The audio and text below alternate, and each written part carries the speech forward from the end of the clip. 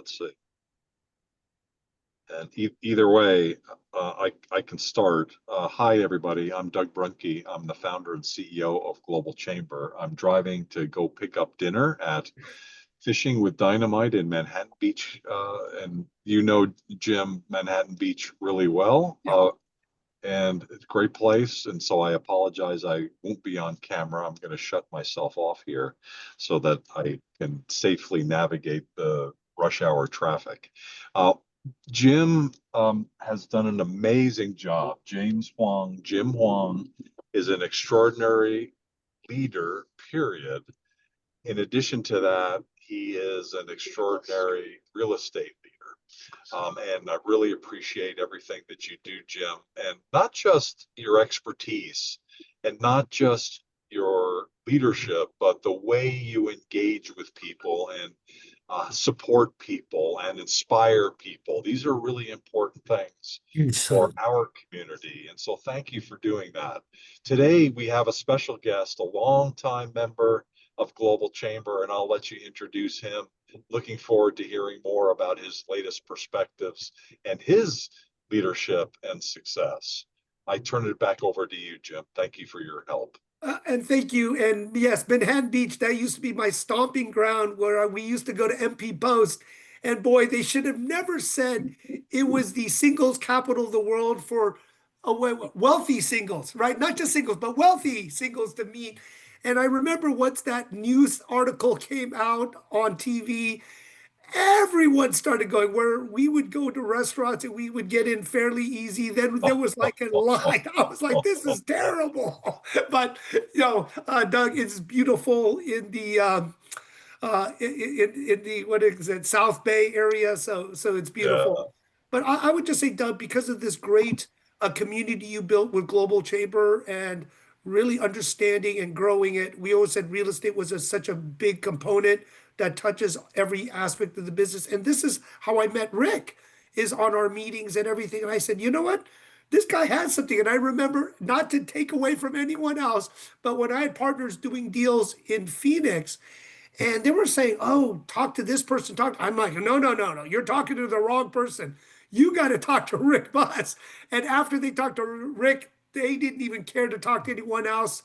And through Global Chamber, we started building a team because of just all the opportunities in development, land, economics. I mean, Rick, I'll let you talk because you were sharing your story about almost every opportunity. You were so plugged into the Phoenix Metro, in the government agencies and everything. So if you don't mind sharing your background and then a little bit or a lot of what is going on in Phoenix and the Metro and maybe where are the opportunities for everyone? Yeah, sure, Jim. And thank you. I mean, very kind. And, I say this quite often. I feel very blessed to be part of this group. Doug's done quite the incredible job of building this over the years. And I think I've been with Global Chamber for, 12 years or maybe from the beginning, pretty close. But yeah, out here in Phoenix. So I'm in my office. Believe it or not, I'm at the 4th floor, and you can still hear the ambulance go by. So sorry for the noise. But a little bit about very quickly, my background is I've been lived in Phoenix for 40 plus years. Went to Arizona State University, undergrad in international marketing, and I have a master's in public administration and a master's in sustainability. Out of college, first time I started my own company. We did contamination control in clean rooms. Started 3 people, built it to 260, sold it to a NASDAQ company, and became a corporate officer for them for about 3 years, but literally became an international company overnight.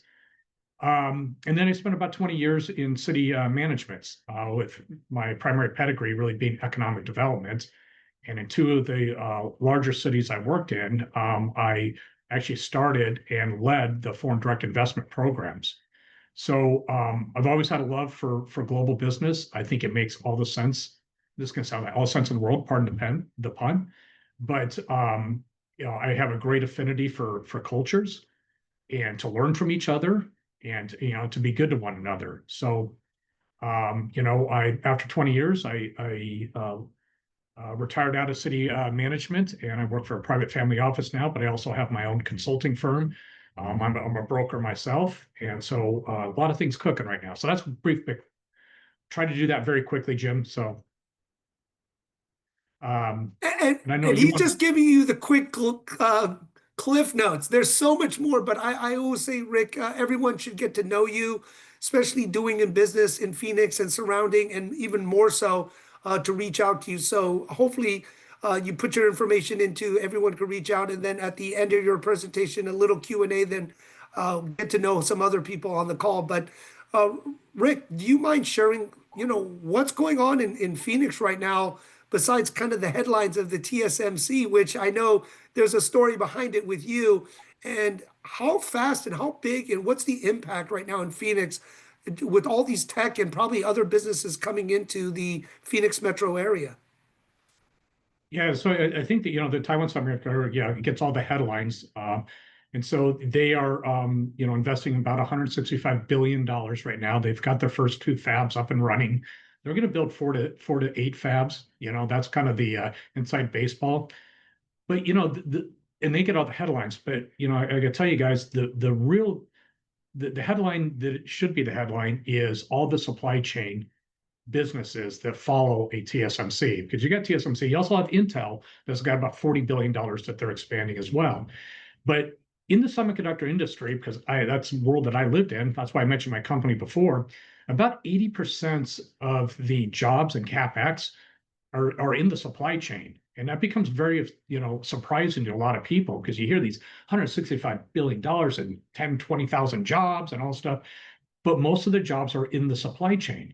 And so case in points would be Amkor. Amkor is a packager for Taiwan Semiconductor. I actually did their development agreement. That has turned out to be a $7 billion facility and 3,000 jobs. And it's located about, I'd say about 8 to 10 miles from the Taiwan Semiconductor facility. So that's just one example. So you've got this whole host of semiconductor suppliers to make this up. And it's building an ecosystem here. And so then that impacts other industries, the power industry, right? The data center industry, which those are all impacted by this massive, massive growth. And so, and then, you've got the other derivative industries, like the hospitality industry, the hotel industry, the tourism industry, the guys that make sandwiches, all that stuff is really, really starting to grow. And we're also seeing a lot of growth in like advanced manufacturing. We're seeing what I would consider an innovation economy, which is really exploring, not just AI, which is a hot trend right now, but also some of the unmanned aerial vehicles, air taxis. Phoenix Sky Harbor is taking a serious look at doing air taxis. Through and how do you map that out? How do you do traffic control for that? How does the software systems go? So there's a lot going on there. There's opportunities for opportunity zones. And Mike, you're on the call there, or a resident expert on OZs, which, by the way, I just sent you an email about 20 minutes ago, bud. I saw. So, yeah, sorry about that. Healthcare biotech is a big deal here. You don't typically think semiconductors and healthcare go hand in hand, but all the implantable medical devices, they all use semiconductors, right? And so you have more advances in healthcare and a bio and life industry, you have more growth. So what you're seeing in the greater Phoenix area is just an absolute boom in the technology industry as a whole. And so that leaves you with a lot of opportunity. And I know, Jim, you wanted me to talk a little bit about foreign trade zone stuff, and I can get that in a minute. But there's just a lot happening here, very, very quickly. You'll hear concerns about water and that type of thing, but believe it or not, the city of Phoenix and Arizona State University is a world leader in water resource efficiency. So the greater Phoenix area uses the same amount of water than it did in the 1950s. Why?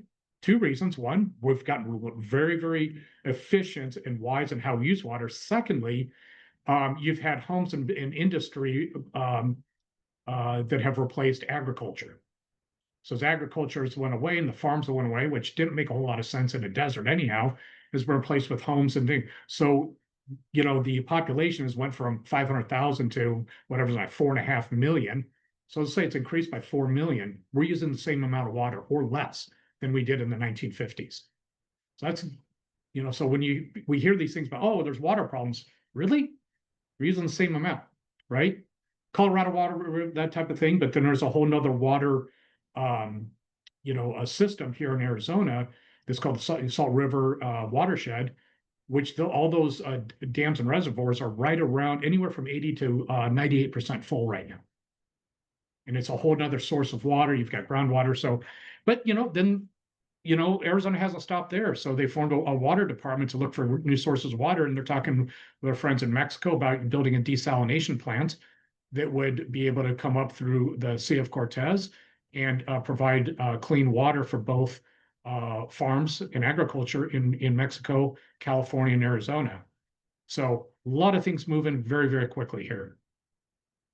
And that's what we always were joking about, the Colorado River. Do you guys have enough water? But I didn't know that maybe power rather than water was the bigger thing, especially with all these news companies. So I think you addressed the water, because everyone was considered Arizona desert, Colorado River, right? The water level got down, but there is a plan, and there has been a plan in Phoenix and the metro to actually keep their water well. But what about power and energy now that huge, we all know data centers, the AI, all that sucks up energy like no other. What is the kind of the power grid and the idea and concept of increasing the power now for Phoenix? Yeah, to give you, a frame of reference. So there's three major power providers, large power providers in Arizona. There's APS, SRP, and TEP. APS and SRP being, the largest power providers. APS, their largest output ever in a day has been about 8.5 gigawatts. Right now, the request in their queue, people that are requesting power, is over 10 gigawatts. And probably 80% of that is data centers and semiconductor. So it is a major, major issue here, but it's also a major opportunity. And so, you're seeing a lot of growth, obviously solar fields, but then you need a redundant, reliable energy. So that means you need to have, maybe some, battery energy storage systems at a utility scale. We're seeing growth in the even in the gas turbine markets, because what is going to evolve in the power industry is natural gas over time, and it's not too far in the future, will be replaced with hydrogen. Hydrogen is 100% clean power. The turbines that are being manufactured right now can run on either gas or hydrogen. And so that's what we're going to see. But there's a major, we've also seen SMRs, which is small modular reactors, for nuclear. There's, I would say, probably the first ones we would probably see in 2028, 2029. Well, you're going to have to get innovative, and it's going to have to be a portfolio approach. It's not one singular technology that's going to solve this. So that is a big, big issue. SRP, I think they have about 6 to 8 gigs in their queue. So let's talk. We basically have 20 gigs of power that we need in Arizona to meet the current demand, and that's not an unusual thing just in Arizona. I mean, that's something that you're seeing, in a lot of places. Where can you get the power to drive these data centers, which all use chips? I'm hearing so much right now in Texas. I mean, I had two other demands where people were asking about off-market data centers. So maybe Donna, you would know some too, and as the group, because data centers, with AI, it is crazy, and everyone keeps talking, but it's power, it's energy, right? Water, but a lot of energy, and not everyone is made for or suited to have that much power come through. Hey, Jim, that's true. Oh, sorry. I just want to jump in real quick. I saw a real good post the other day on LinkedIn, and what they were talking about is the lead time for all the components to build the data centers, that it's 2 years out already. Yeah, to build and if you're lucky, you can get the power by that time, right, Mike? So, that's an issue. But another misnomer, I guess we call it a myth buster thing that's thrown out there, is water on data centers. So now the new technology is waterless cooling. So that used to be a big knock on data centers. Oh, it uses so much water for cooling. Waterless cooling is the gold standard now. On the semiconductor plants, what is required with a TSMC or an Intel or even like an Amkor is they have to do on-site recycling of water. So I'll give you a frame of reference. Intel Ocotillo plant, which is they're really, really big plants south of Phoenix here. They use about 9 million gallons of water a day. And everybody's like, holy crap, that's a lot of water. They recycle 98% of that water. It never leaves the site. So you're really looking at about 180,000 gallons, which is not much at all. But it is becoming a requirement in the land use entitlement and permitting is that they have to do on-site recycling.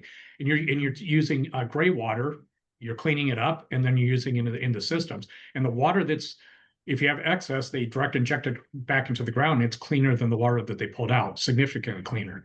So we hear a lot about this, but for the group, it's really a misnomer. You just got to do it right. Yeah, so now it seems like not so much water, but it is the power, the energy that they have to solve. Yep. And then, and there's just such a demand. And, I'm a member of an organization called Southwest Energy Consortium. And I will tell you, there's not a person on that, in that organization that knows how much power we're going to need in the future. It's so, we have an idea. Nobody really knows. I mean, the explosion of AI, it's just the power draws is going to be exponential that we've never seen before. So yeah, we thought all the mining, right, when everyone was mining for coins, but now it's the powering the AI system, which we all see just nonstop. Donna, you have a question? yeah. I do. Good evening. This is such great information because I was actually on a tour here. I live in Atlanta, Georgia, and data centers are something that's popping up all over Atlanta. But I would love to know in your market, because the challenges that a lot of the municipalities here have is the community is always saying we do not want a data center. Oh my God, they're going to die if you put a data center in the community. So how are you guys I'm not sure how many, I kind of hopped on a little late, but how many data centers do you guys have? And how are you guys kind of getting around the issues that happen with the community when it comes to data centers? Yeah, great. That's a great question and a very timely one, Donna. So pleasure to see you. Yeah. So really, so what you're seeing is like I would say like the central city, like in Atlanta, downtown Atlanta, a lot of the economic development people are saying, well, we don't want data centers. And the reason why they're saying that is because they're judged primarily on two metrics. We're getting a little bit of a background here. Look at that. I think it's Doug. We got to mute Doug. It's like hell. Right? What is it? Doug's ordering dinner right now. So these are odd looking. What you're seeing, Donna, is the economic development directors are judged on two primary criteria: CapEx and jobs, right? And so what's the capital expenditure? How much money is getting invested here? That type of thing. And then the second thing is like, well, how many jobs did it produce? Their view on this, which is really a naive view, is like, well, it's not producing enough jobs per square foot. And so therefore we think there's another better, higher use to put in, right? What they're missing is they got to stop seeing data centers as like, like a Target or something like that. It has all these jobs, right? They need to start seeing it, change the narrative. This is a piece of infrastructure that drives the rest of the economy. So what's happening out here is, so City of Phoenix is, changing their zoning codes. City Chandler, which is another big city here, changing it. Well, what's happening is all the suburban cities are starting to pick up. It's like, we'll take those data centers. We'll take those jobs. They're high-paying jobs, maybe not, what you want per square foot. But then for the cities, what really gets missed is that power consumption. The taxes you get off that power consumption are absolutely obscene. It's just, you're getting millions of dollars in taxes. And what do you do? You're not really, it's not like you have to go out and build a fire station for them, right? You're just basically getting free money rolling in. So some of the rural communities, it's a great opportunity for rural and suburban communities to jump all over that. So as long as you've got access to power and you've got access to fiber, you're good to go.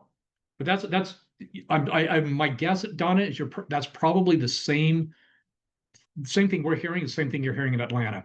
But that's the backstory, is why it is. And it's getting pushed by people that I think are just missing the boat, to be honest with you. Absolutely. I completely agree. I just learned about Digital Realty. I don't know if you ever heard of them, but they do a lot of data centers and they're putting one in an area where people were really mad about it. But I mean, with AI and everything going on, it's like you have to have it, and I think it's more of a education Yeah. piece to, educate economic development and having town halls and letting people get their frustrations out so that they understand why we need these data centers. But thank you so much for your response. No, I Paul, mean, you it's, have a it's, it's a great point. Paul, you have a question or comment? We, You're we can't hear muted, you, Paul. Paul. I had a, Oh, there you go. oh, You're sorry fine. about that. Oh, wait, sorry. And sorry for speaking earlier. Yeah. Were you calling on someone else? No, I'm Paul. Okay, go ahead. Sorry. Go ahead. I have a question though after. Okay. Paul, you're muted. We can't hear you. No. Okay. Maybe you could type it in while maybe Doug is asking a question. You could type it in, Paul. Doug, you have a question? Go ahead. Well, now that I think about it, it's less of a question and more of a statement because Digital Realty, I think, may have started in Phoenix. That was the company that took over the big data center there, Rick, you know better than I, the old newspaper building that's right next to Thunderbird. So that's that big building right next Okay. to our headquarters. Isn't that Gotcha. Digital Realty? And I think you're right, but I don't know for sure. I think okay, you're right. the reason I kind of know is that before Global Chamber, I actually was supporting a data backup company, and we had our data in that data center, and Digital Realty took over that the data center, and that was kind of the beginning, maybe 10, 15 years ago, of kind of a wave of data centers in Phoenix, part of which was driven by Digital Realty. So thank you for articulating how that all comes together and the complexity and the interdependence and thinking of data centers as infrastructure. I love this presentation. You're amazing. Thank you, Rick. Yeah, thank you, Doug. I had a think tank out of DC that's reached out to me, and that's one of the things I told them, and I probably should have charged them for it. I gotta hang out with Jim more often so I could find ways to charge for this advice. But I said, look, you guys got to change the narrative here, right? You're missing it. This is infrastructure. And then, to Donna's point, you talk about a city like Atlanta, like Phoenix, or whatever. You have an opportunity to brand your community. Right? This is about branding. Like, are you going to be a leader in the digital age, or are you going to be, hanging out and let somebody else do it? Paul, Are are you able to speak now? Can you hear me? We can hear you. Right. Perfect. I had to switch computers. So, yeah, Paul Mardula from San Diego. My company is called Business Location Dynamics. And what I do is corporate site selection work. And I also have a background in the economic development world, spent about 15 years attracting companies into various locations. And so I have a view from both the sort of supply and demand sides. And what I can tell you is that I understand all of the arguments in favor of these data centers and why they're absolutely critical. But from an economic development point of view, and to the point that Frederick made earlier about the metrics. So yes, jobs is typically number one. CapEx is important, and the tax revenue. However, there are so many communities who they're getting calls all the time saying, how much power do you have? How much power do you have?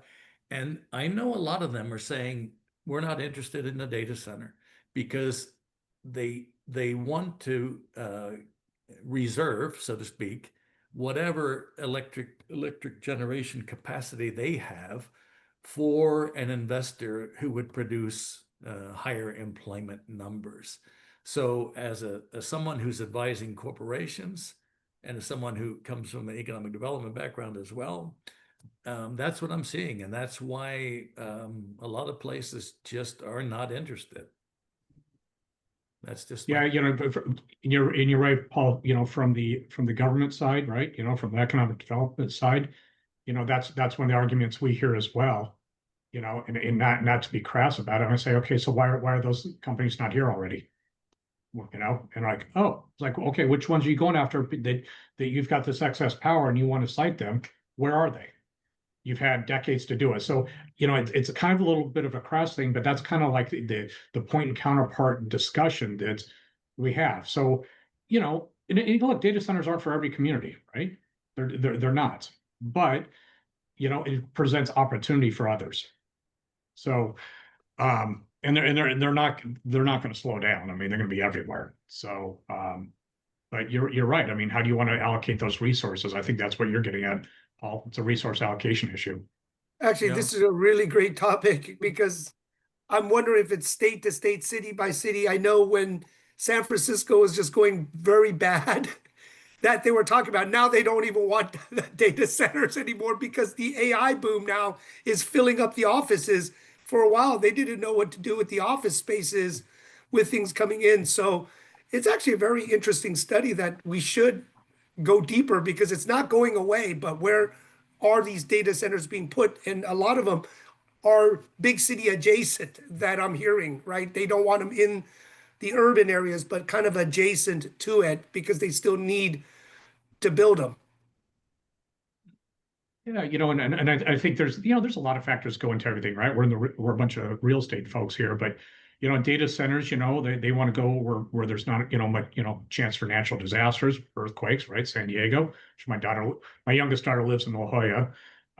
So, she's living the dream. So I'm a little jealous of you, Paul, living in San Diego. But you don't have, that's another reason why you have such boom here in the Greater Phoenix area. You don't have earthquakes, tornadoes, hurricanes, things like that. So, there's some risk management factors that make certain areas that are, more attractive than others. But it's, to your point, Paul, it's not for everybody. But, here in Arizona, it's a boom. We just don't have enough power. Rick, do you want to discuss then what we were discussing about, with the tariffs and the hubs and ways of saving taxes? I know you have a great article and information you sent our group, and I said, oh, this is really important because of all these businesses and companies because of tariffs coming into the U.S., but using Phoenix as an example, if you could share that. Yeah, and I did put a little deck together. It's like 5 slides. Is that okay to share that? Yes, if I can pull please. this off? Yes. Okay. We'll see if I know what I'm doing here. Let me see here. Can you let me know if you guys can see that? We can. Okay. So for the group, Jim and some of our colleagues were talking about, what's happening geopolitically here, and another opportunity to at least consider, especially when you're talking about manufacturing, advanced manufacturing, that type of thing, is the use of foreign trade zones and to promote foreign trade zones. I mean, Paul, I'm sure you know this well with your background, economic development. So, but for those that didn't, I was just going to go through it real quick. Foreign trade zones are different than free trade zones, or that things are they're literally a tariff protection area, if you will. So, I won't read through this, but it's basically an area where you're outside the customs territory. You're not getting hit by tariffs every time you bring something across the border. And so it's something that's in Arizona we've used for a long time, and it's getting more and more used. I know California uses this at time. But what is it? It goes back to 1934. This is a federal program. And the idea was to expedite and encourage international trade. Hey, we're all in a global chamber call here, right? So, that was the entire idea behind creating a foreign trade zones. And it was to counter the Smoot-Hawley tariff of 1930. So you'll hear this, in social media, on the news, that type of thing about, Smoot-Hawley tariffs and policies of isolationism, that type of thing. I will tell you, I am a firm believer. I've done a number of speeches that tariffs and isolationism does not work. They lead to depressions and recessions. They just simply don't work.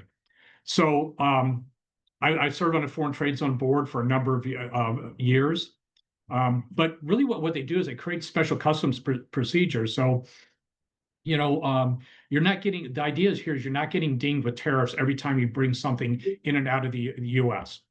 And that saves a ton of money. Again, I'm going to go through this very, very quickly because I know it's late and it's not the most exciting thing. But you have two organizations that have to grant the authority. You've got Foreign Trade Zone Board, and then you also have the U.S. Customs and Border Protection. One establishes it, the other one activates it. And there's two types here. And I'll take a moment to talk about this. You have a usage-specific site, which Taiwan Semiconductor is a usage. They have a usage-specific foreign trade zone. So all the materials that come in and they assemble and that type of thing, that is all tariff-free that comes in, and it only gets dinged when it goes out when you have the final assembled product. That's usage-specific. The magnet site is generally you have an area of like an industrial park where everything within that industrial park qualifies for a foreign trade zone. So the example I put in here is the automobile industry. So the average automobile goes across the border 8 times. It's not built in one place. It's not built just like in Tennessee or something like that, or in Detroit. It goes across the border 8 times. So what's happening now is every time, like, we hear this, our friends in Canada and, Korea, Mexico, when you raise tariffs on us, every time we're getting dinged, and it has a cumulative effect, and you're paying a ton of money, which means we, the consumers here, are paying that money, right? Foreign countries do not pay tariffs. And so the idea here is that you bring everything into a foreign trade zone company, you do all the assembly, and then you get taxed on the way out one time. So it saves a ton of money. And I'm really trying to be simplified. There's some foreign trade zone examples here in the greater Phoenix area. You see some big guys there, right? TSMC, Intel, Microchip, but you can see like Dick's Sporting Goods, right? Sub-Zero refrigerators, Red Bull, they're all foreign trade zones because all the materials that come in here, they don't want to get dinged multiple times. So, I've talked about this, you don't really need to go to the cities or local government to get this. You can actually just go to a foreign trade zone consultant. You go to the foreign trade zone agency, and you can run this through them. And what happens is that the taxing jurisdictions, when they agree to this, when the plant's all built and are up and running, they get a massive ROI. And so there's consultants out there that do all the economics on this and basically justify granting somebody a foreign trade zone. Another beautiful thing is the applicant's required for the entire process, right? And they get to choose what foreign trade zone entity they want to use it. I was on the board for the Greater Maricopa Foreign Trade Zone for, I think about 3 years. And so we'd have applicants come in, we'd process them, we'd send it, to the Foreign Trade Zone Board in DC, and then the U.S. Customs Border, they get granted, and so now they're a foreign trade zone. What's unique in Arizona, and we're going to brag here, is that in addition to tariff protection, we have a state law that reclassifies your property tax to what's called a Class 6. What that means is it reduces property taxes by 72%. So you think about a $165 billion facility and your property tax is reduced by 72%. It's a huge game changer for us. So, and there's no cost to the local city, that type of stuff, because what's happening is when they come, the ad valorem tax is going up and everybody's making more money, right? And if they're not there, nobody's making money. So that's a big deal, but that's only in Arizona as far as I know. We'll let you guys just take a peek at it. I found just a really simple diagram, right? But the idea is that everything that happens here in this value-added processing, that's all pretty much tariff-free, and then you get taxed on the way out the door.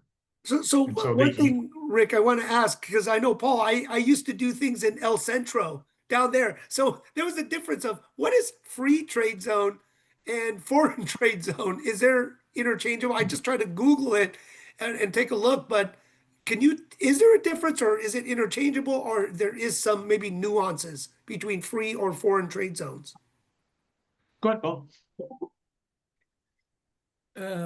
Well, I think Frederick mentioned that they're not the same. I'm trying to think about what might be the principal differences, and I frankly can't think of any. But one thing that I think it's important to mention is that the company has the option of paying the tariffs on the parts as they come in, as opposed to the finished product when it leaves. So they obviously they can choose the one that has the lower tariff uh, burden, so to speak, and typically that's on the component parts coming in more than the finished product going out. Frederick, you might have a different view, but yeah, I've seen companies who do that. Yeah, and I think, and you're right, and I will tell you, there's a group of really, really good consultants that analyze every piece of component that comes in on all the rules and, what gets tariffed, what's not, and they analyze and they find the best deal for their clients. And these guys are really, really good at what they do. I'm not that guy, right? And but I think that people typically use like free trade zone and foreign trade zone interchangeably. They are different. Free trade zone to me is more like a duty-free zone, where foreign trade zone is dealing with a specific issue we're talking about here. It's a specific, industry or magnet, that type of thing. So, but I hear them go both back and forth. But, especially these people that are doing this analysis for these companies for foreign trade zone, man, they're busy because, you got tariffs that change on by the tweet. So they are constantly pivoting. And they're really good at their job. I mean, I've always been super impressed with these people. Thank you, Rick. Yep. Okay, so why should real estate pros care, right? So I picked a really handsome picture of you there, right? Obviously, it significantly lowers the cost of doing business for our clients, increases the speed to market for your clients. That's a big one that gets missed here. That speed to market, your ability to get through the customs like that is a big deal. It sidesteps some of the current geopolitical clients. And then I said, you got to tell your friends that you got your client as an FTZ, and then see what they say, and then you get cool street cred with Jim, right? It's like, hey, I did an FTZ, and you can tell too. So, I just have to have smart friends like you guys to know right? who to go to. That's how I stay smart. Yeah, and add to the cool kid street cred with Jim, you can get that. And and then you can also probably get it, maybe this guy or There this you go. guy. I had to dig up some Doug Brunke old pictures, right? Wow. I hope you can see these, Doug. I don't know that guy. So anyhow, yesterday Jim Doug asked me to throw something together, so I just threw a quick presentation on this. I know it's very quick and there's a lot to this, but from a real estate perspective, I mean, if you have an advanced manufacturer or somebody that's doing a lot of component business and they're importing, it could be a real game changer in a decision points, go no go decision points on whether they locate in your in your city, because they can make that big of a difference. And Rick, that's why it was great, because of the relationships, right, from Taiwan with Eddie Herman and everyone else, is to really know this, because we definitely want, when we're sharing it, and especially with Eddie doing road shows in Taiwan, is to give as much good information so strategically they could put it right, and especially save money, right? Go to the right people and make sure they analyze all this, then to, we are bringing their money and they're paying all this taxes and this, mess. And we definitely don't want to create a mess for anyone. Yeah, and I think it also adds to the critical nature of relationships. Global Chamber is all about relationships, but having a little piece of this knowledge, and then one reason why I say I'm not an expert. There's really good people out there. Well, when you have the relationships, like Paul in your business, that type of thing, it's like, hey, I know this. I know enough about foreign trade zones. I'm not an expert, but I know who to go get that can help my clients, right? So you bring them in as a partner, in the deal, and everybody benefits, especially your clients. And I just think it bodes well for reputation and all that kind of stuff. So that's what I had, Jim. Hopefully that was Actually, Hopefully it it was was great. tired of me talking. It spurred on a lot of great conversations amongst all of us. Maybe, Paul, you could share a little on what's kind of going on since it's on the border on San Diego. What's going on kind of maybe down the border from Mexico and San Diego? Well, what I can tell you is that San Diego, and in fact, I think almost all of the coastal counties in California up past the Bay Area, they basically say that they're not interested in attracting any more companies. In San Diego, the economic development people have told me directly, they said, we don't want any more companies investing here. There are 3 full-time jobs per household.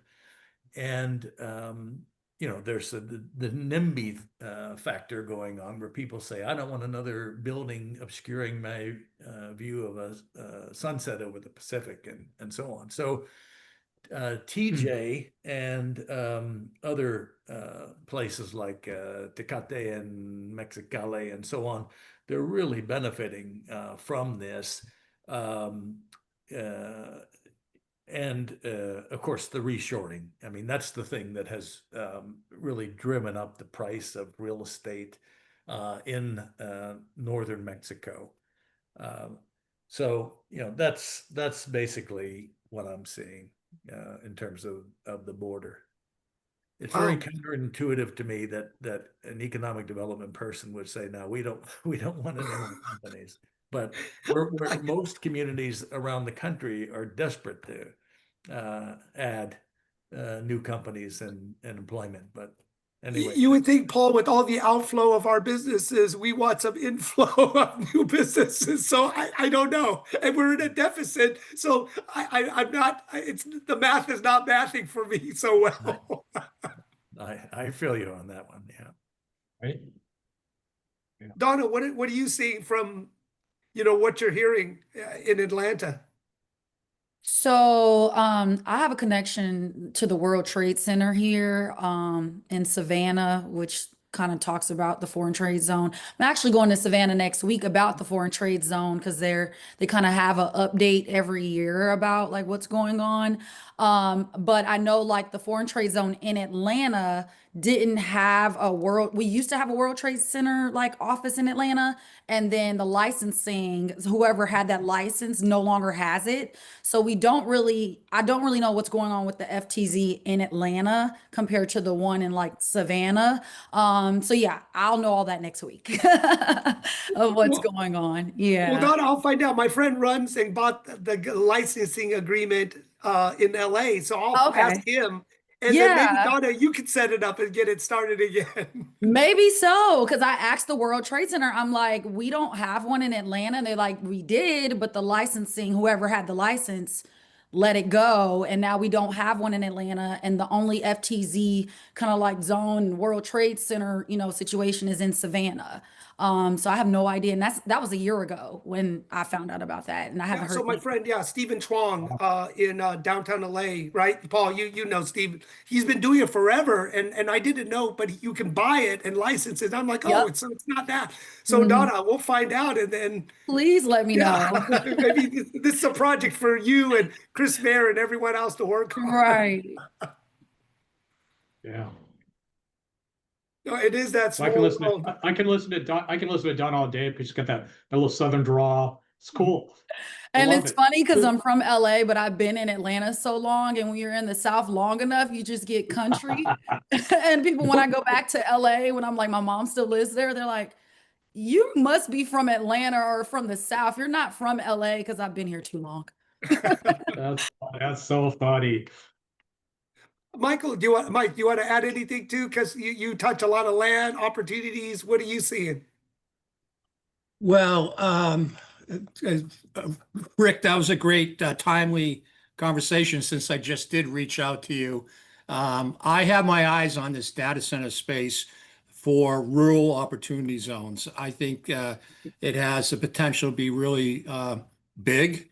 So, but it's still a ways out, but it's good timing for these people to start looking for their sites in these rural markets, and the tax incentives that, you capture doing a deal in an opportunity zone. That's kind of like, that's what I'm eating every day, Jim, is the OZs. So Well, I that's like about all I what you got. were saying, the OZ2 and the in between right Yeah. now before it comes Yeah. into full effect. Yeah, OZ1, there's some bodies in the closet that I think a lot of LPs are gonna get hurt because of and get taxed because their QOF or the sponsor is out of compliance. So that's something we're trying to figure out, and the fair market value question of what you'll be taxed on.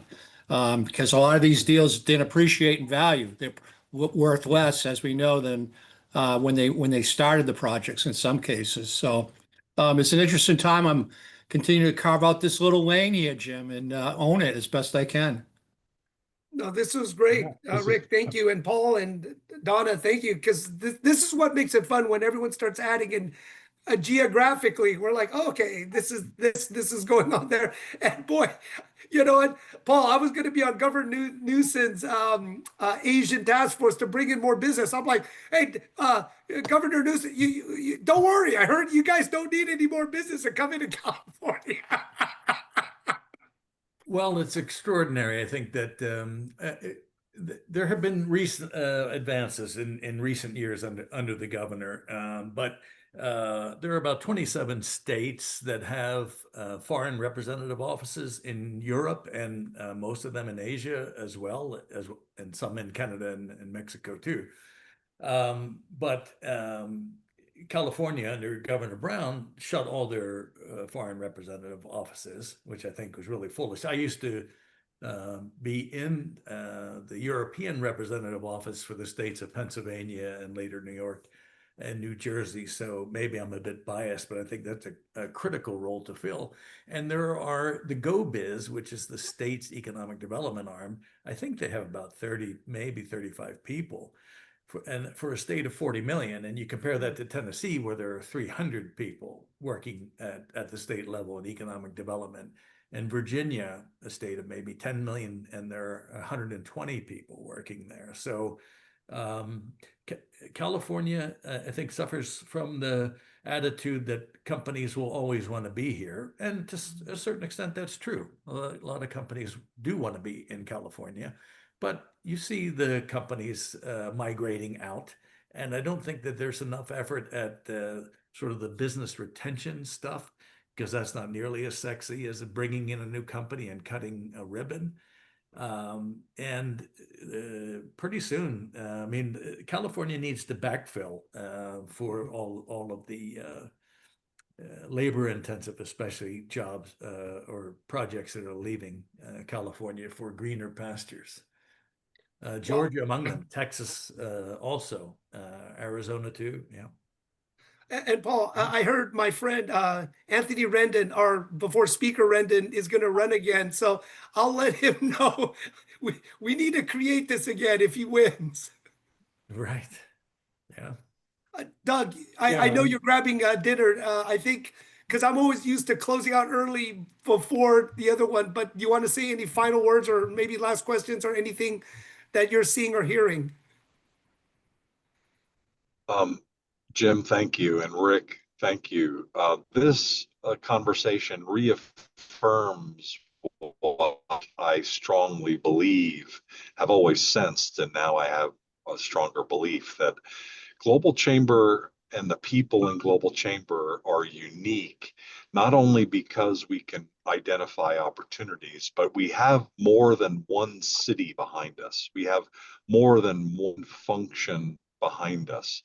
We're multifaceted. Many people are, and Rick is a great example of that. He's an extraordinary leader, and he thinks outside the lines. So not only are we growing across borders, but our minds are expanding beyond borders as well. And it takes people like Rick to know these kinds of things in a complex world. So Rick, thank you for reaffirming to me that we're on the right track with Global Chamber and bringing leaders like Jim, like you, and like Mike and others who are not just one-trick ponies. You know, and we really value you. Thank you so much for today's conversation.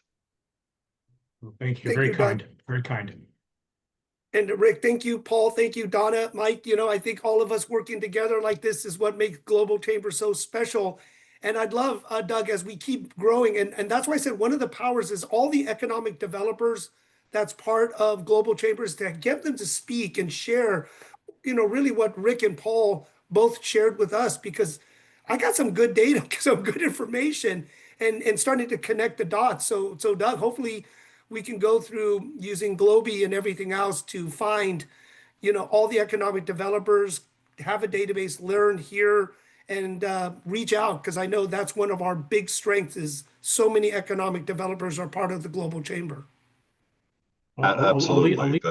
Yeah, let me leave the group with a one statistic.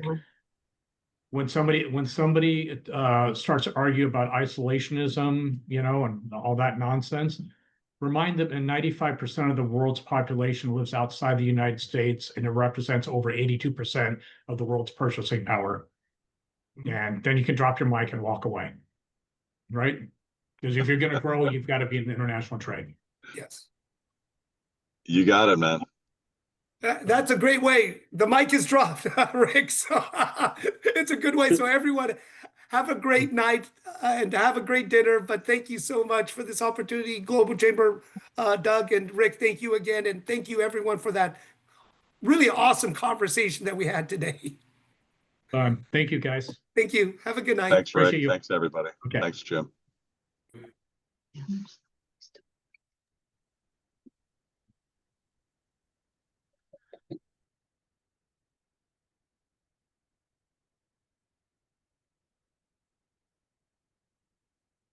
He's got his flashers on. So